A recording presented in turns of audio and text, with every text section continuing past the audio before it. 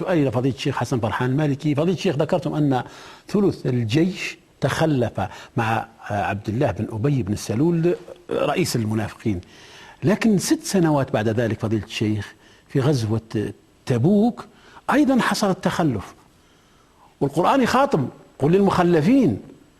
فهل هذا التخلف فضيلة الشيخ ظاهرة مستمرة، أم أن نفس الجماعة الذين تخلفوا في غزوة بدر هم أنفسهم تخلفوا في غزوة أحد، أم ماذا فضيلة الشيخ؟ طبعا قبل هذا أيضا حتى لا نقطع المراحل. نعم. عندي تعليقين بسيطين ثم أعود للسؤال. نعم. طبعا هجر القرآن مرة أخرى، يعني أخي عبد السلام، النبي عليه الصلاة والسلام له شكوى واحدة يوم القيامة، وقال الرسول يا ربي إن قومي اتخذوا هذا القرآن مهجورا. ليس يعني تفسير القرآن وتخصيص عمومه والقول بنسخ كثير من آياته وكتب الفقه، هذه أنا لا يعني قد تكون هي قسمان، يعني من أصاب منهم مراد الله عز وجل فذلك من البيان، يعني أو نقول أنه لم يهجر المعنى. لكن أعطيك مثلا معنى واحد، الشهادة لله. من العلماء أو من المذاهب، سنة أو شيعة أو إباضية أو زيدية، يا أيها الذين آمنوا كونوا قوامين لله، وفي آية أخرى كونوا قوامين لله شهداء بالقسط ولو على أنفسكم. أعطني مذهب سني ولا شيعي يشهد على نفسه بأن فينا كذا وكذا وكذا، ما في. كل فرق، كل مذهب يشهد لنفسه على الآخرين. نحن ما في مثلنا، الآخرون فيهم كذا. هذا المعنى القرآني يقول ولو على أنفسكم، ولو على طبعا مفهوم الآية ولو على مذهبكم ولو على طائفتكم ولو على هذا المعنى ضائع. مثلا هذا المعنى القرآني، الفريضة القرآنية هذه ضائعة ومهدرة. والله عز وجل في القرآن يقول من ضمن صفات المؤمنين والذين هم بشهاداتهم قائمون، ويقول وأتموا الشهادة لله. فالشهادة معنى عظيم، حتى من صفات الرسول نفسه أرسلناك شاهدا ومبشرا ونذيرا، شاهدا ويتخذ منكم شهداء. فمثل هذا المعنى مهجور. مثل العدل، هل يعدل المسلمون فيما بينهم عندما يتنابزون أن الطائفة الفلانية والمذهب الفلاني فيه كذا؟ يعني نحن نعرف أن فقهاءنا عبر الزمان يعني يفرحون لمقتل الجعد بن درهم بلا محاكمة. كل كتب العقائد تقريبا فرحت لأن خالد القسري الأمير الظالم ذبح الجعد بن درهم بلا محاكمة يوم العيد إلى اليوم. فالمعاني القرآنية عظيمة، ليست بهذا يعني المعاني، خاصة المعاني الإنسانية التي تقريبا الأمم الغربية والشرقية تفوقت فيها على المسلمين. نحن تفوقنا في العبادات العملية، الصلاة، الحج، الزكاة، الصوم وما أشبه. أما المعاني الحضارية فهذه لما زالت من الأمة، لما صارت شهادة كل فرد لنفسه وشهادة كل طائف لنفسها، هبطت الأمة بالتأكيد. لأن روح الأمة، روح القرآن، روح الإسلام هي هذه المعاني، من العدل، من الصدق، من الإنصاف، من شهادة بالحق، من عدم قول الزور. من منا لم يجتنب قول الزور؟ إيش معنى قول الزور؟ كل يزور نفسه ويزور جماعته بأن نحن أفضل الناس ونحن على أي حال. هذا معنى وشكوى الرسول قائمة. وقال الرسول يا ربي إن قومي اتخذوا هذا القرآن مهجورا. لم يشكو من إلحاد الملحدين ولا من عبادة الأوثان، الشكى من هذه الشكوى لا بد أن تكون صحيحة. لا بد يوم القيامة عندما يشكو النبي أن تكون شكواه صحيحة. هذا يجعلنا أن نعيد طبعا قضية كبيرة على أي حال. وإلا أنا أقدر كثير من التفسير وكثير من كتب الفقه، لكنه بقي يعني مسألة النسخ. حتى ادعوا إلى سبيل ربك، ادعي أن بالحكمة والموعظة الحسنة، ادعوا أنها منسوخة بآية السيف. كل رحمة في القرآن، كل آية رحمة، كل آية إحسان قالوا منسوخة. هل هذا من البيان؟ على أي حال. أما مسألة الطائفتان صحيح ما ذكره أخي أنهم بنو حارثة، يعني مورد بنو حارثة وبنو سلمة، الهم بالفشل هو همهم أن يعودوا مع عبد الله بن أبي، لأن عبد الله بن أبي مشى إلى ثم انخذل، يعني هو خرج مع النبي قريبا من جبل أحد ثم انخذل وتبعه أحلافه بنو قينقاع.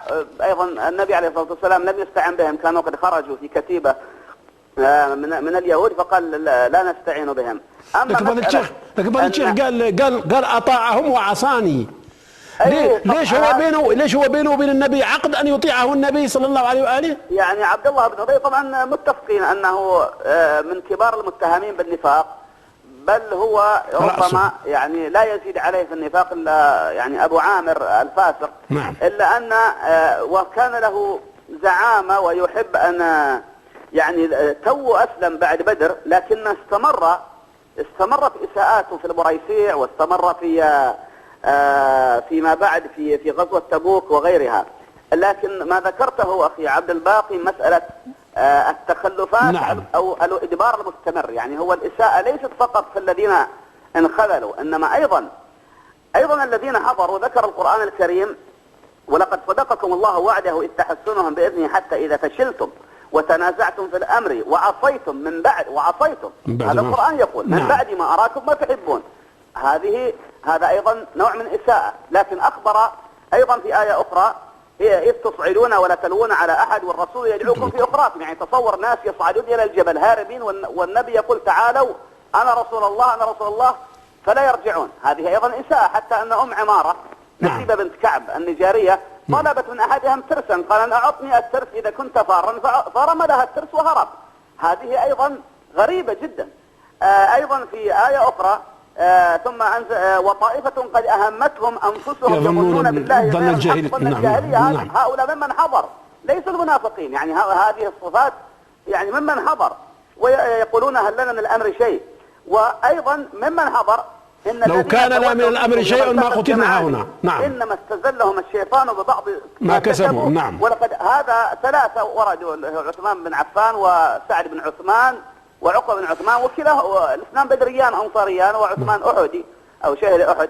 هذه يعني إذا ليست المسألة فقط لكن هذا طبعا أخبر أن الله قد عفى عنهم، حتى الطائفات أخبر أنه وليهما. يعني مثلما تاب الله عز وجل على بني إسرائيل مع كثرة إساءاتهم، يعني يتوب على هذا الصحابي. ثم يعني حتى المنافقين فتح لهم الأمل إن يتوبوا، قل المنافقين يتوبوا. يعني في آيات كثيرة تفتح الأمل حتى للمنافقين الخلص، فكيف بالمؤمنين الذين أصابهم بعض الخور أو الجبن أو الفرار. تفضل. نعم. فضيلة الشيخ، أنتم ذكرتم أنه الله تاب عليهم، صحيح، ولكن القرآن يقول: وما كان الله ليعذبهم وأنت فيهم. يعني ليسوا مستحقين للعفو، وإنما كرامة للنبي صلى الله عليه وآله. لكن كيف نفسر فضيلة الشيخ؟ يعني الناس يفرون عن رسول الله مسير 3 أيام، خليه يفرون مسير 10 كيلومتر 20 حتى يكونوا متحيزا إلى فئة ومتحرفا للقتال، ولكن هذا فضيلة الشيخ مسير 3 أيام. هذا ثلاثة الذين هربوا 3 أيام. نعم. هم 3 فقط: عثمان بن عفان وسعد بن عثمان الأنصاري وعقبة بن عثمان الأنصاري. نعم. وصلوا إلى الأعوص جنوب المدينة، ولما عادوا بعد 3 أيام قال لهم النبي: لقد ذهبتم فيها عريضة. وهذا صحيح، ولم يعودوا. فيه أناس انهزموا وعادوا، وفي أناس صعدوا فوق الجبل ولم يعودوا. فيه ترى التنوعات. من يقرأ غزوة أحد نعم. ليس الأمر يعني مطلقا هؤلاء انهزموا وهؤلاء بقوا، لا. أول الثابتون، نحن إذا كنت أتمنى أن نصل إليها ونفصلها. نعم. كان الثابتون قلة، ثم تتابع يعني ومن كبار الثابتين يعني طبعا علي بن حمزة قتل. نعم. قتل في الجولة. نعم. لكن علي بن أبي طالب ورشيد الهجري وسعد بن أبي وقاص وطلحة بن عبيد الله والحباب بن المنذر وأبو دجانة وسهل بن حنيف وأم عمارة وزوجها زيد بن عاصم وابناها وشماس بن عثمان وعباس بن عباد، مجموعة يعني لم تثبت مرة واحدة. هذه يعني تعرف وقت الهجمة والفشل والفجأة يتفاوت الناس. هناك من يصل على بعد 3 أيام، وهناك من يصعد الجبل، وهناك من يصول قريبا ثم يعود. يعني فضيلة الشيخ قضية نسبية. يعني فضيلة الشيخ هكذا ليس. نعم. يعني فضيلة الشيخ فيصل. يعني فضيلة الشيخ علي بن أبي طالب فر؟ لا. شكرا فضيلة الشيخ.